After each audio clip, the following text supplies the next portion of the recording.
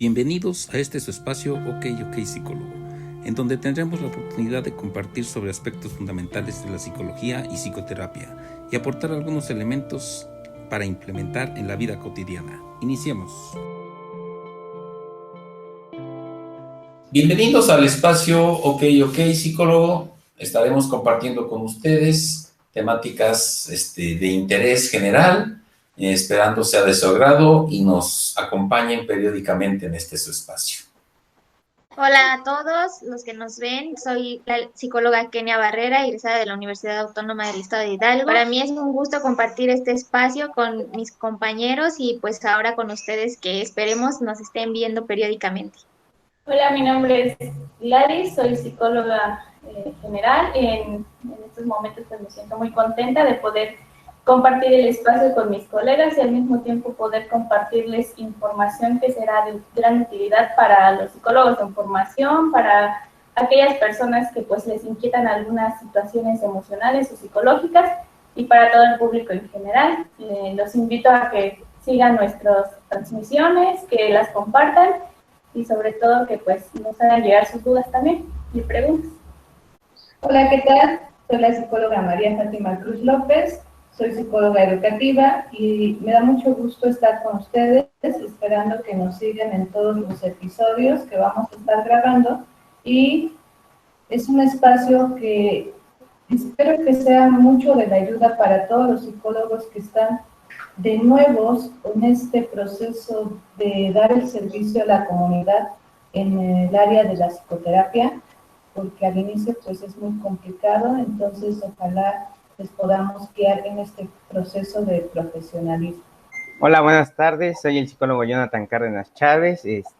Para mí es un placer estar aquí con todos ustedes y esperemos que se queden con nosotros y que toda la información que nosotros proporcionemos aquí sea de gran utilidad para toda nuestra audiencia. Muy bien, a sus órdenes, psicólogo Luis Gachuz Hernández. Este es su espacio, vamos a potenciar pues las inquietudes que de manera general percibimos en el contexto cercano y que sea de su beneficio personal. Muy bien, pues bueno, el día de hoy vamos a abordar el tema de ansiedad. Este tema que está muy generalizado, que es un tema de relevancia en todos lados, y tenemos que empezar por la primera parte, que es el concepto, ¿no? Que tenemos que entender que la ansiedad es una emoción, ¿ok? Es una emoción que todos hemos experimentado en cualquier momento, una emoción que muchas de las veces forma parte de formas básicas de supervivencia para nosotros, ¿no? Actualmente es uno de los diagnósticos más complicados que se pueden refutar, porque está acompañado de los demás trastornos, ¿no? O sea, puede tener diferentes características y muchas veces en las cuestiones médicas todavía no se detecta el por qué o de dónde viene este trastorno, ¿no? Y de ahí vienen todas estas ambigüedades sobre los diferentes enfoques que nos dicen que a lo mejor la ansiedad se deriva por cuestiones familiares, multigeneracionales, a partir de un modo de aprendizaje, etcétera, ¿no? Entonces, es todo esto lo que abarca la ansiedad, ¿no? De una forma general, y nos afecta de una forma física, a lo mejor como la tensión muscular, sudoración de manos o el cuerpo completo. Entonces, a grandes rasgos, esa es la, exactamente, a grandes rasgos, pues eso es lo que abarca la ansiedad, ¿no? Principalmente debemos como un poquito separar el aspecto de lo emocional que tiene la ansiedad, porque la emoción que se presenta dentro de la ansiedad es el miedo. Esa es la emoción, pero cuando nosotros tenemos miedo, es un síntoma, es una situación de alarma, una respuesta de alarma y de querer protegernos de algo, ¿no? Entonces, de cierta manera, pues es funcional ese miedo, y ese miedo aparece cuando hay un factor que se encuentra dentro del área en la que nosotros estamos, es decir, un estimulante. Sin embargo, cuando ya esa ansiedad son niveles más altos y finalmente esta ansiedad se genera sin que exista físicamente o de alguna manera ese estímulo. Entonces la ansiedad y miedo, el miedo es la emoción, sin embargo se encuentra dentro de los parámetros con los que se miden estas sintomatologías de la ansiedad. Entonces, pues, aprender a reconocerlo como lo es. Tal vez lo que nos decía el psicólogo Cárdenas tenga que ver con eso, ¿no? Que lo hemos y tipificado como una cuestión negativa, ¿no? Entonces le agregamos una apreciación muy subjetiva, pero realmente nos permite estar listos o prestos a, ¿sí?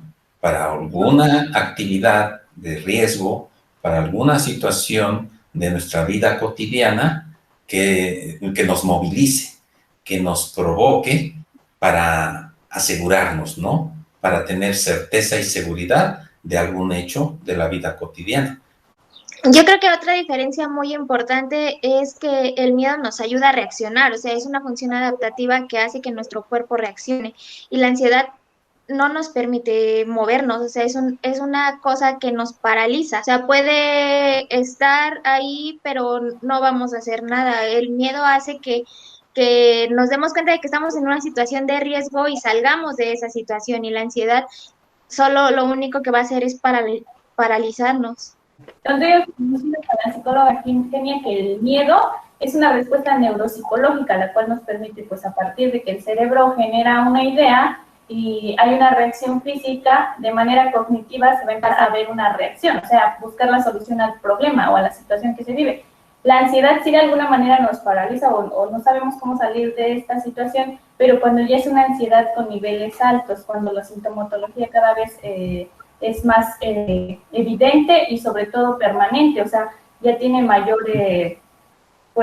tiempo con esa sintomatología, mayor duración, y entonces ahí es cuando entonces nosotros nos volvemos personas poco funcionales y la ansiedad actúa pues de una forma en la que va afectando las esferas de nuestro desarrollo, ya sea laboral, de social, pareja, familia. Entonces, finalmente, la ansiedad en un nivel, digamos, funcional, es aquella que nos permite, pues ahora sí, ir, como lo decía el psicólogo Luis, o sea, como ir saliendo de estas situaciones, buscando la solución, porque no es tan alto el nivel de tensión, de los síntomas, pues, que se están presentando, que permitan que la persona pues se vuelva poco funcional ante el desarrollo de sus esferas o de los diferentes ámbitos en que se desarrolla o en que se desenvuelve. Sí, podemos decir que la ansiedad, la emoción principal de la ansiedad es el miedo, pero tenemos el miedo y la ansiedad es un brazo, una respuesta de este miedo. El miedo es normal, porque bien lo decimos, el miedo ha estado en nuestro sistema límbico desde los inicios de los tiempos, y es el que nos ha llevado a que podamos evolucionar y nos quite de situaciones de riesgo y lleguemos hasta donde estamos. Ahorita, por ejemplo, la pandemia que estamos viviendo nos causa miedo, y el miedo nos puede ayudar a alejarnos de situaciones en las que podamos contagiarnos. Pero se convierte en ansiedad cuando estamos constantemente pensando, me voy a enfermar, me voy a enfermar, me voy a enfermar de COVID, y ya entonces esto me empieza a disminuir mi capacidad de llevar mis actividades diarias, y entonces me empiezo como a anodadar, y entonces es ahí cuando ya se convierte en algo patológico. Ok, y sí, justamente como lo decía la psicóloga Kenia, ya cuando hablamos del miedo de esa forma tan extrema, pues estamos hablando de un trastorno, ¿no? Como lo decía las psicólogas, cuando toda esta sintomatología se empieza a convertir de una forma perjudicial para la vida cotidiana, ¿no? Recordemos que la ansiedad también es este sentimiento de miedo sí, con la ausencia de nada de peligro, ¿no? O sea, porque realmente se empiezan a generar cuestiones de ansiedad, pero realmente no existe nada que nos esté perjudicando directamente, ¿no? Por eso dicen que la ansiedad, en pocas palabras, es esto, exceso de futuro, ¿no? Situaciones del futuro y al estar pensando en aquellas situaciones que a lo mejor no están sucediendo en su momento, pero nosotros nos estamos adelantando y muchas veces siendo catastróficas con esta situación. Sí, estos elementos que estamos resaltando nos permiten identificar que el mecanismo que existe en el ser humano, que básicamente en términos generales lo conocemos como estrés, ¿sí? Es un mecanismo de supervivencia y de seguridad a la propia integridad de la persona, ¿no? Del ser humano. Históricamente, en otros contextos y en otros tiempos, el hombre pues vivía en estado primitivo y se enfrentaba a peligros, ¿sí? A peligros de su contexto. Nosotros también nos enfrentamos a los peligros de nuestro contexto en este momento, como nos señala la psicóloga Fátima, ¿no? O sea, ahorita en estos tiempos de pandemia, pues estamos en resguardo, nos estamos cuidando, tenemos ciertos miedos de que nos contagiemos, ¿no? Del COVID-19, por ejemplo. Y entonces, agregado a esas ideas, podemos hacerlas muy grandes. Y entonces nos da más miedo del que realmente podamos soportar, inclusive. Y le ponemos un agregado, ¿sí? A esos factores. Y entonces se convierte, en lugar de que me ayude a enfrentar un peligro, me está impidiendo, como dice la psicóloga Kenia, a movilizarme y actuar de manera acertada, pertinente para mi propia salud y que no me contagie. Entonces, es un mecanismo, pero podemos distorsionarlo y puede entorpecer nuestra propia salud. En este caso, la salud física y obviamente la salud psicológica, ¿no? Es importante que no se generalice, ¿no? Siempre el mecanismo nos va a servir, ¿sí? Y necesitamos tener limpio ese mecanismo para no lesionarnos con él mismo a nuestra salud mental. Sobre todo, como lo dice usted, este mecanismo pues también nos es útil, ¿no? Pero lo importante aquí es saber identificar cuando este mecanismo ya nos está, como ya lo mencionábamos, nos está afectando y está limitando nuestras capacidades para poder desarrollarnos en otros espacios. Retomando el punto del psicólogo Luis, creo y considero muy importante, igual porque no sabemos el tipo de audiencia que nos va a ver, que incluso quizá no estén tan familiarizados, que se entienda que el estrés y la ansiedad son cosas totalmente distintas. Y, o sea, lo que pienso es que no se vaya a hacer esta confusión al mencionarlo, que el estrés es una cosa muy distinta a la ansiedad. Entonces tendría que haber un elemento estresante, es decir, tendría que existir algo que lo esté provocando. Y en la ansiedad decimos que es algo que de alguna manera nosotros estamos generando desde nuestra parte conductual, fisiológica, afectiva y cognitiva. O sea, ya decíamos como que es esta orientación al futuro y de alguna manera como que magnificar o hacer catastrófico muchas veces lo que nos estamos planteando. Sí, es importante esto.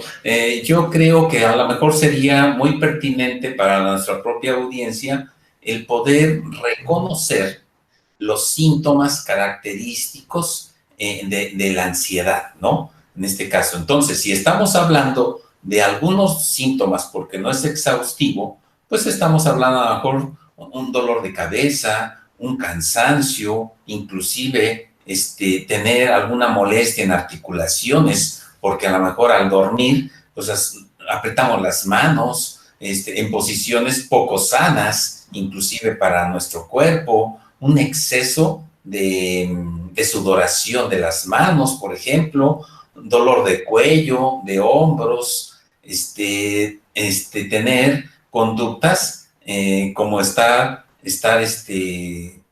moviendo algo o una parte de nuestro cuerpo en exceso, inclusive, ¿no? Mordiéndose las uñas, por decir un ejemplo. O sea, hay una infinidad de situaciones que pueden realmente dar cuenta de que hay un cierto grado de ansiedad. La respiración, ¿sí? Una respiración más acelerada, pero menos profunda, por ejemplo, ¿sí? Una opresión en el pecho, ¿sí? Una taquicardia, el corazón es más rápida el bombeo que hace. O sea, hay una sintomatología que si bien no siempre es la misma, sí debemos de reconocer en el sujeto, en este caso, en atención psicoterapéutica, cuáles son los síntomas que cruza su condición de ansiedad, ¿sí? Porque si bien puede haber una tipología de subtipos de ansiedad y que no es terminada, pues sí saber si es un cuadro de trastorno de ansiedad generalizada o es un cuadro que obedece a un trastorno postraumático, porque no es la misma situación,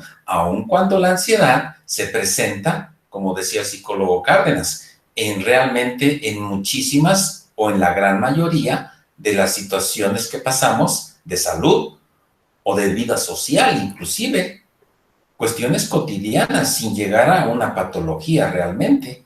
Sí, sobre las cuestiones de ansiedad también tenemos que recalcar que tenemos que separar, por ejemplo, los trastornos fóbicos, que podría ser trastorno de pánico, agorafobia, ese tipo de trastornos también los tenemos que separar, por ejemplo, del otro tipo de trastornos que es ansiedad por sustancias, ¿no? Ya sea alcohol o drogas, ¿no? Hablándolo en general. Tienen muchas características y lo primero que nosotros debemos de entender, ya sea como psicólogos, como escuchas o como personas que no tienen como algún contacto directo con la ansiedad, es el empezar a validar, ¿no? O a reconocer nuestro pensamiento, como decía la psicóloga hace un momento. Empezar a saber qué es lo que estamos pensando, porque es un pensamiento, ¿no? Que está constante y termina siendo un pensamiento invasivo, para que no lleguemos a esos extremos, ¿no? Por ejemplo, el trastorno de pánico que sube de 1 a 100 sintomatologías, pues a lo mejor agraviantes, ¿no? Por ejemplo, estaba bien, pero de repente llegó el pensamiento destructivo y subo de inmediato, ¿no? Y empiezas a tener estas cuestiones somáticas dentro de tu cuerpo. Entonces, lo primero que debemos de hacer es empezar a reconocer nuestro pensamiento, nuestra emoción, empezar a dar indicadores qué está pasando con nuestro cuerpo y con nuestra cabeza, ¿no? Aquí entraríamos entonces a las alternativas, ¿no? Tal vez a las alternativas de atención y que parte básicamente de una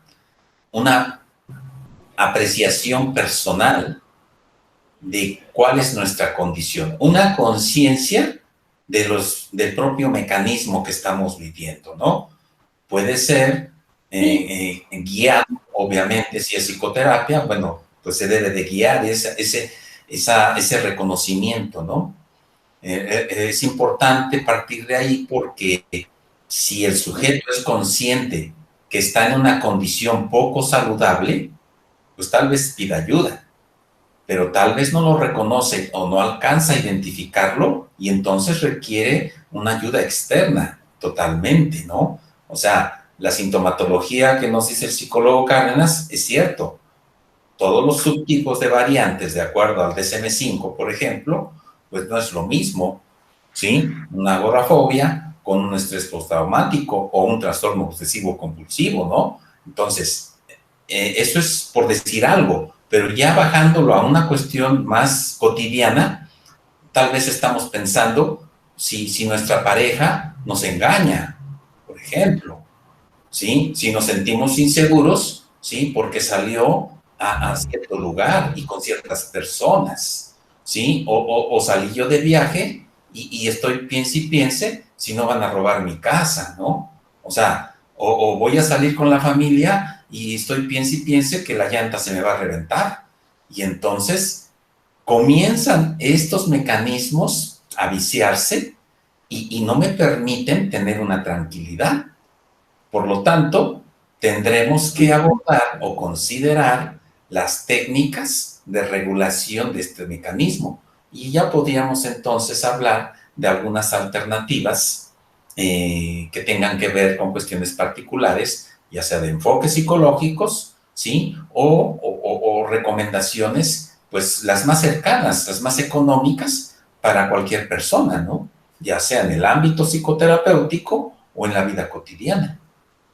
Yo creo que antes de adentrarnos como en estas técnicas y en esto también es importante concientizar que uno, así como el psicólogo habló de conocer nuestro cuerpo y tratar de entender qué está pasando, dejar de tomarnos tan a la ligera esta palabra, ¿no? O sea, dejar de creer que porque hoy me dio una palpitación muy fuerte, ya tengo ansiedad. O sea, puede ser que algo está pasando en mi cuerpo, pero siento que incluso como que en la calle alguien le dice a otra persona que no se sintió bien y entonces la otra persona ya le dice, has de tener ansiedad, porque se vuelven conceptos tan comunes o tan, o sea, no somos conscientes de la fuerza o del mensaje que tiene esa palabra detrás. Entonces, yo creo que sí es importante, tomando en cuenta que quizá nos vean personas que no sean colegas, que antes de meternos a cómo se trabaja desde terapia, que ellos entiendan que esto no es cualquier cosa, que uno aprende a conocer su cuerpo y que uno sabe cuando su cuerpo le dice algo está pasando, pero que muchas veces necesitamos también acercarnos a un especialista, a un experto que nos ayude a entender qué es lo que está pasándonos. Sí, efectivamente, como dice la psicóloga Kenia, o sea, detectar principalmente esos criterios de anormalidad que están existiendo en la persona para que ella pueda detectar o a lo mejor pueda darse cuenta que algo sucede con ella. Y como lo dice la psicóloga Kenia, acudir pues a alguien, a un profesional que le permita o que le oriente sobre esta situación. Y dentro de esos criterios de anormalidad, pues debe considerarse la cognición difusional, que es difusa, perdón, de la cognición difusa, la cual el paciente o la persona pues empieza a aprender cosas o a reconocer cosas, pero de manera incorrecta, erróneas, vaya, como lo decían algunos ejemplos que nos mencionaba el psicólogo Luis, no tan objetivas y un poco alejadas de la realidad, tal vez, o sin algún sustento. Entonces, después de esta cognición difusa, esta confusión difusa, también debe de tener en cuenta pues la persistencia de esos síntomas, a lo mejor de los síntomas fisiológicos, de los síntomas psicológicos, que son los cognitivos, vaya, las ideas, los pensamientos que le vienen, qué persistencia han tenido, si han tenido más de 6 meses y un día, o si a lo mejor apenas van cierto tiempo que es poco para lo que nos marca a lo mejor el DSM-5.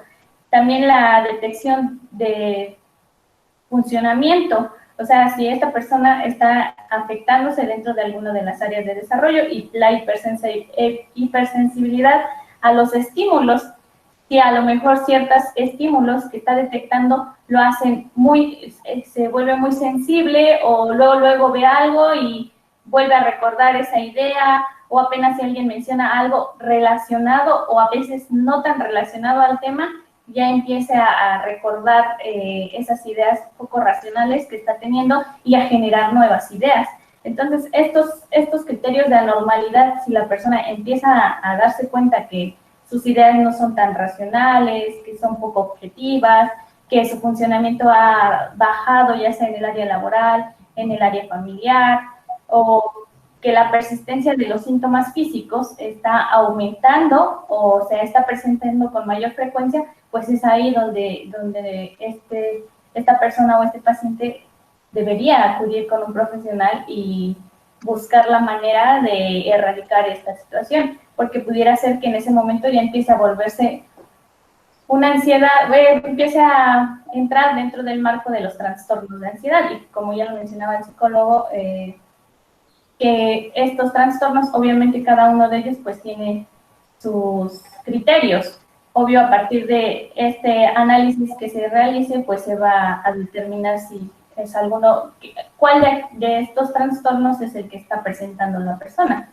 Y es aquí donde también ya el paciente o la persona empieza a detectar el pensamiento y entonces dice, bueno, voy a acudir al terapeuta, y ahí es donde nosotros tenemos que iniciar con la detección del pensamiento, detectar qué es lo que está taladreando a la persona, qué pensamiento en específico es el que tiende a generar más este proceso o esta sintomatología de la ansiedad, y de esta manera empezar a reestructurar la reestructuración cognitiva, reestructurar esos pensamientos que están afectando la vida de esta persona. Estas serían como detección del pensamiento y reestructuración cognitiva, serían como técnicas dentro del enfoque cognitivo-conductual.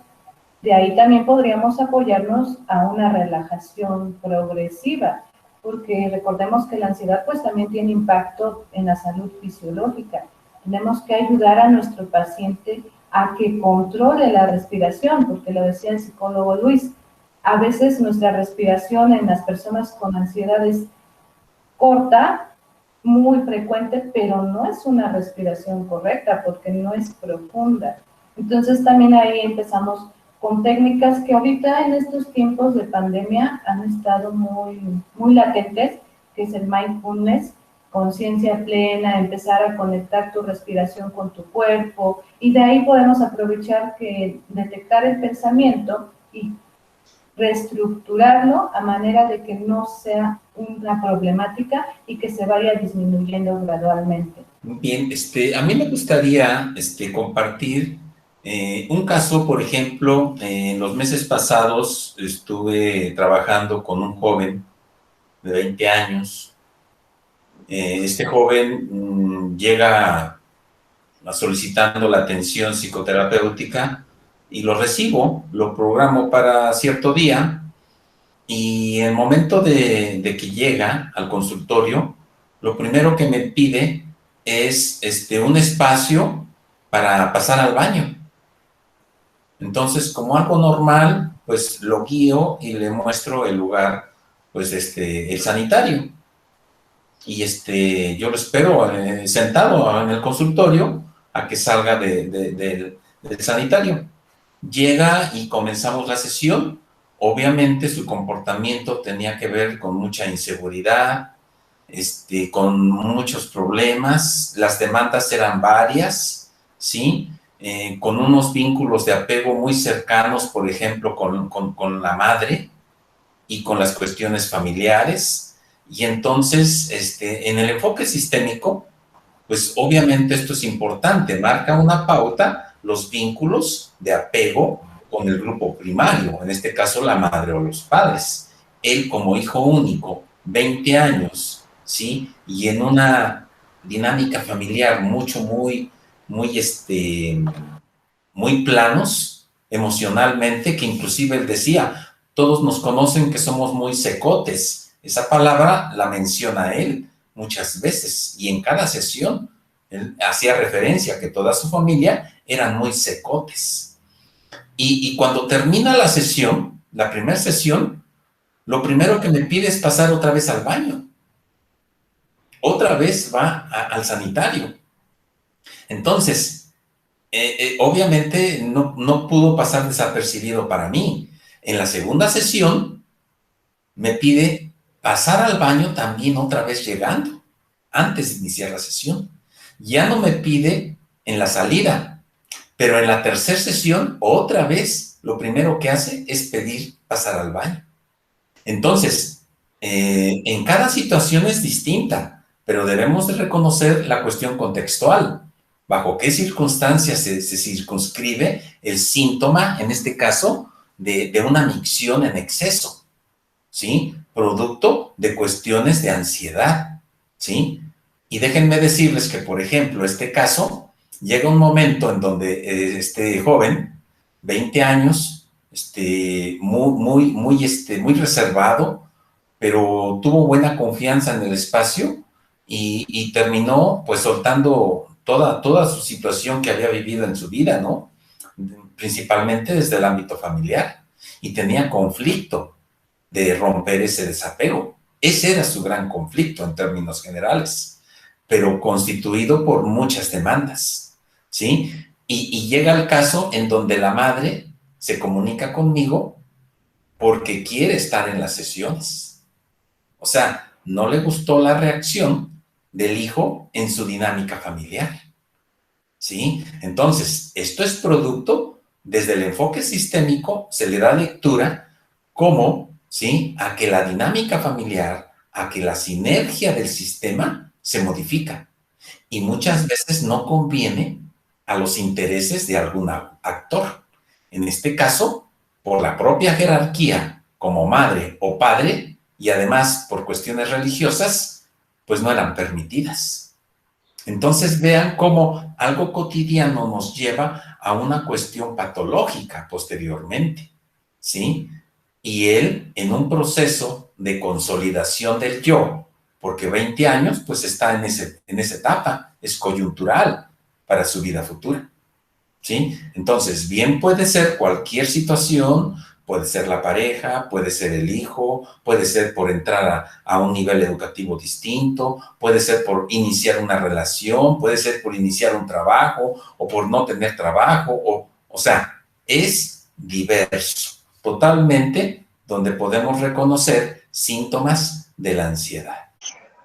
Claro, desde el enfoque que usted lo comenta y que si alguno de los colegas que nos ven también está interesado, el sujeto es como nos decía Salvador Minuchin, es un sujeto el que es el portador de todos los síntomas que causaron las interacciones familiares. ¿Qué va a pasar al trabajarlo desde este enfoque? Que se tienen que empezar a modificar, a romper esos patrones de interacción que están generando esto. Y por supuesto que va a crear un desequilibrio a todo el sistema y que entonces va a haber quien diga, ah, caray, algo está pasando aquí que no me está gustando, que me está afectando, porque cuando empieza a cambiar uno, va a empezar a cambiar todo.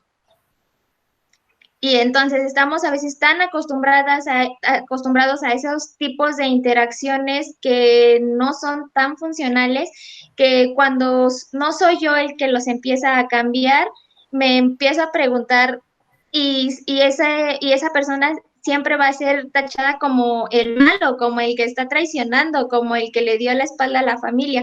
Y es una cosa que también se debe de hablar, no es que él sea el malo, es que él está abriendo la puerta para todos aquellos que también quieran cambiar. Bien, pues yo diría que es difícil el poder agotar la temática. Sí, si bien podemos tener una intervención psicoeducativa para los que nos siguen, es difícil decir esto es todo, sino más bien es una parte que nos permita pues educarnos a todos, ¿sí? La intervención psicoeducativa siempre va a estar presente desde cualquier enfoque, llámese cognitivo-conductual, llámese humanista, llámese psicodinámico, sistémico u otros en combinación. La aportación es educar al demandante y que tengamos nosotros las herramientas para poder guiar esos procesos de cambio. Y sobre todo las herramientas para poder detectarlos, principalmente cuando no se es un profesionista en el área, ya sea de la salud mental o en cualquier otro aspecto.